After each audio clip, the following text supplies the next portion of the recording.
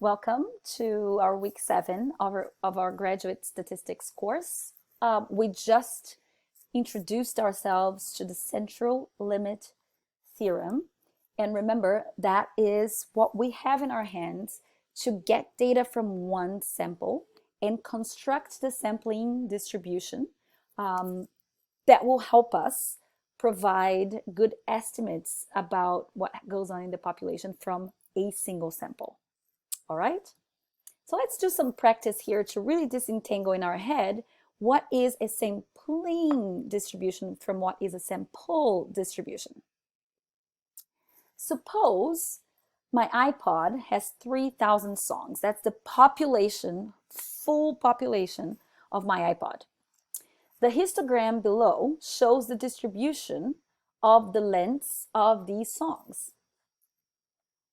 We also know that for this iPod, the mean length is 3.45. That's the true mean length in my population of songs. And the standard deviation is 1.63 minutes. Let's calculate the probability that a randomly selected song lasts more than 5 minutes. This little distribution here is a bit skewed, and that makes sense because no songs has 0 minutes, right? So it's it has a kind of a nice limit on the low end that it doesn't exist on the high end, because you can have songs that are extremely long. So you end up have songs that goes all the way to 10 and maybe continue on. So here's the distribution that's a little bit skewed. But then if we say that X is the length of one song, and we want songs that I want the population of randomly selected songs that last more than 5 minutes. So 5 minutes or more. So I want to know the probability of getting songs that are in these bins here that are dark blue. So I know that in my population of 3,000, I can look at my whole population here. I have 50 songs that's between 5 and 6, 100 songs that's between 6 and 7, 25 between 7 and 8, 20 between 8 and 9, and 5 between 9 and 10. So because I have my full data set, my full population, I can go on and calculate those probabilities, right? So the probability of anything greater than 5 to get the probability of being in this area here, I can count and sum all of the songs that I have that are greater than 5 minutes. 350 plus 100 plus 25 plus 20 plus 5. See what that sum is and divide by the total number of songs, because then I have the probability of getting a song that is 5 minutes or more. So that's the sum here is 500 divided by 3,000. It's about 17% chance, 0.17 probability of getting a song that's 5 minutes or more. Okay? Now, I'm about to take a trip to visit my parents, and the drive is 6 hours. I want to make a random playlist of 100 songs. Remember, my population is 3,000. I want to make a random playlist of 100 songs. So I'm going to get a random sample of 100. What is the probability that my playlist lasts the entire drive? So now let's put the central limit theorem to work. So for 6 hours, that's the same as 360 minutes.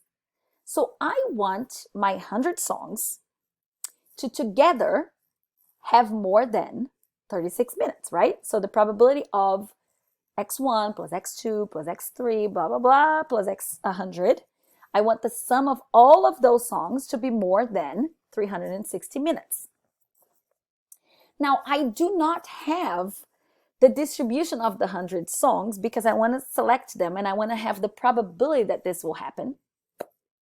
And we don't know much about the probability of sums of scores, but we do know a lot at this moment about the probability of the mean of samples that I take from a population, right? So look at that. If I have the mean of my songs to be greater than 3.6, right? Such that 3.6 times 100, I get my 360 minutes. If I get the mean of all songs to be 3.6 or more, I'm golden, because then it will last the entire time, right? So what I can transform this to mean is that I want to know what the probability is of getting the average of my 100 songs to be greater than 0.36, right?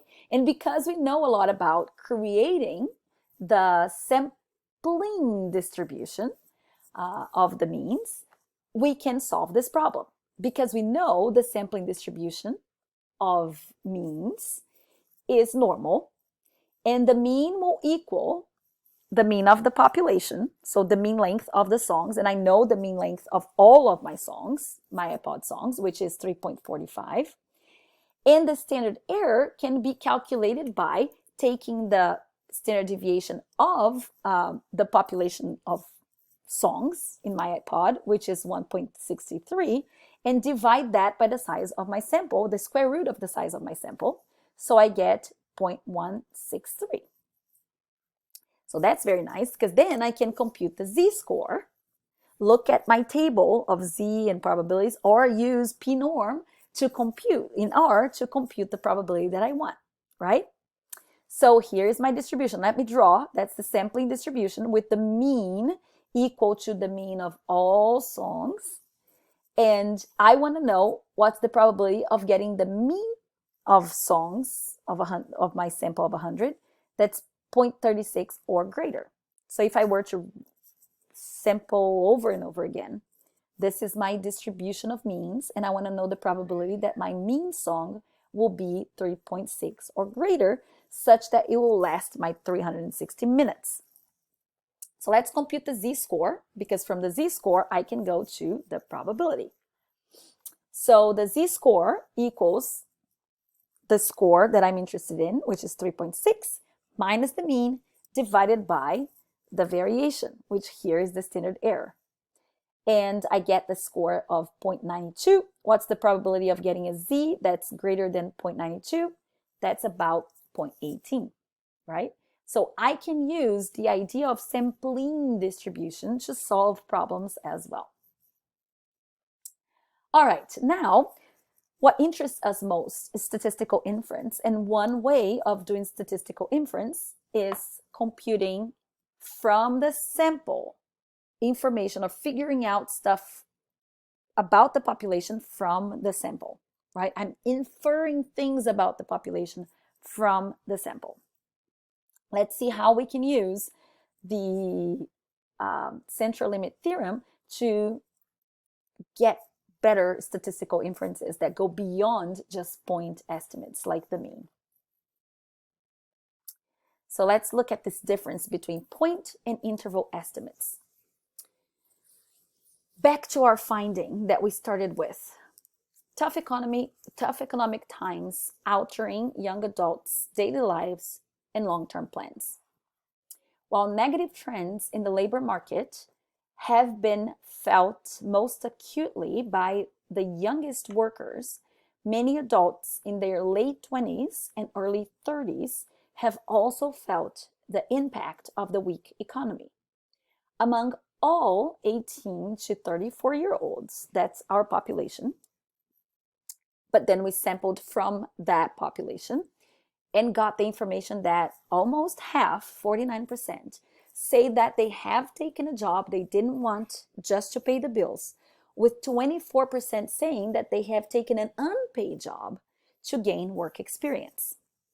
So 49% is a point estimate, right? So there is a true percentage in the population of individuals between 18 and 34 that took a job they didn't want just to pay the bills.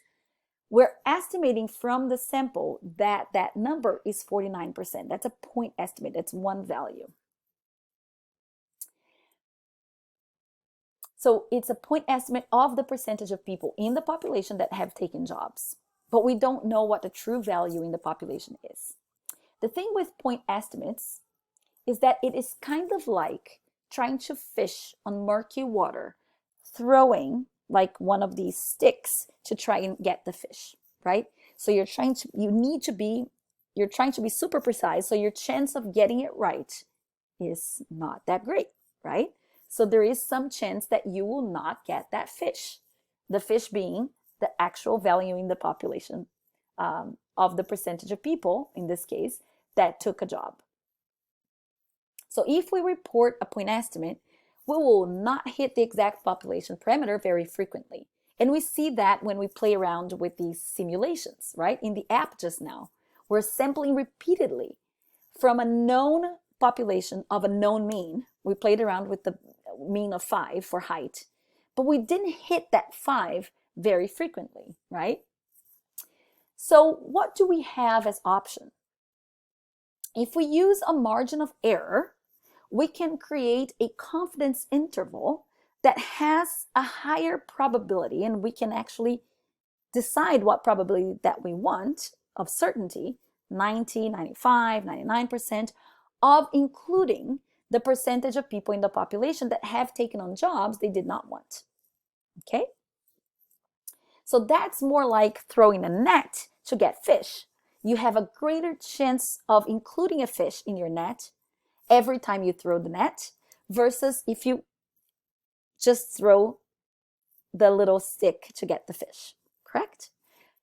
Confidence intervals are just that. If you compute confidence intervals for multiple samples, your chance of getting the mean right, of grabbing the mean when you compute that confidence interval, is higher, and it can be 90, 95%, even 99%, depending on the level of precision that you want. Okay, now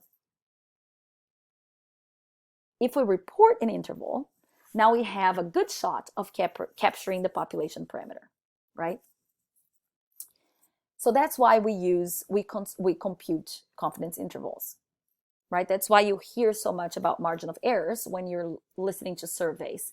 And now you're going to learn how people compute those.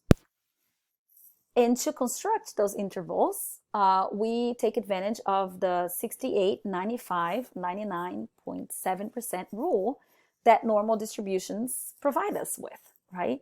Because the sampling distribution is normally distributed if those conditions that we discussed hold. We know that if we compute the confidence interval at 95% confidence, which is going to be the mean plus or minus 2 standard deviations, we know that if we compute the interval over and over again, and we get another sample and compute the interval again, we get another sample and we compute the interval again, we'll have 95% chance of those intervals including the true mean of the population, right? It's much better chance than if we just have the mean of getting it right every time, right?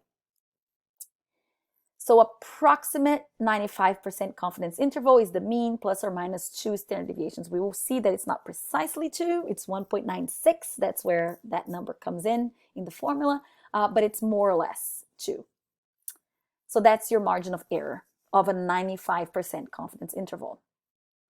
So again, the central limit theorem tells us that we can compute that confidence interval from data in one sample, because we know that the means are going to be, if the conditions we talked about hold, independence, the distribution of the data is normal, or if it's skewed, we have a large data sample size.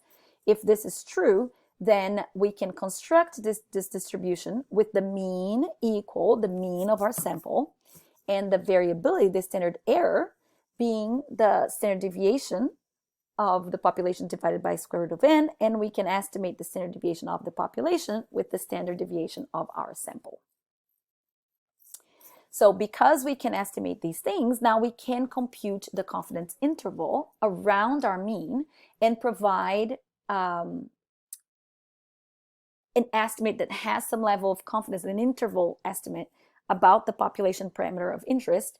We're talking as an example here, the height of females, with more confidence than if we just provide the mean. All right, so we'll come back and do an exercise, and then we'll start working on hypothesis testing. See you then.